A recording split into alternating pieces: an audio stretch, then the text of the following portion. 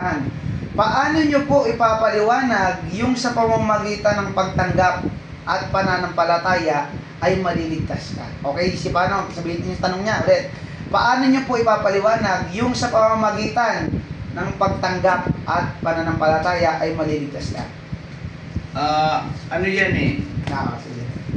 Ang pananampalataya, pagtitiwala yan sa Diyos. Yes. Kailangan mo, Philip, na banggitin ang Panginoong Jesucristo. Panginoon, ako po ay nagsisisi. Yan kasi ang daan papunta sa langit eh. Para makalapit ka sa Diyos, una mong gagawin yung 2 P. Magkadikit yun, yung pagsisisi at pagtalikod sa kasalanan.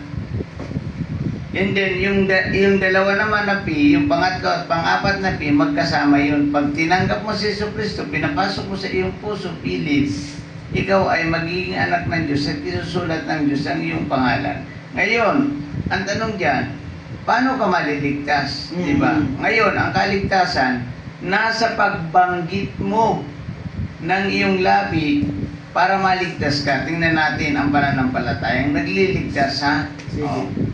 Sa Roma chapter 10 verse 9 to 10. Roma, yung talata na nagliligtas ay babasahin natin. Sige, basahin natin mga kapatid, no? Romans or Roma, no? Chapter 10 verse 9 to 10. Pakisundan na lang ako sa may mga Biblia dyan mga kapatid, no?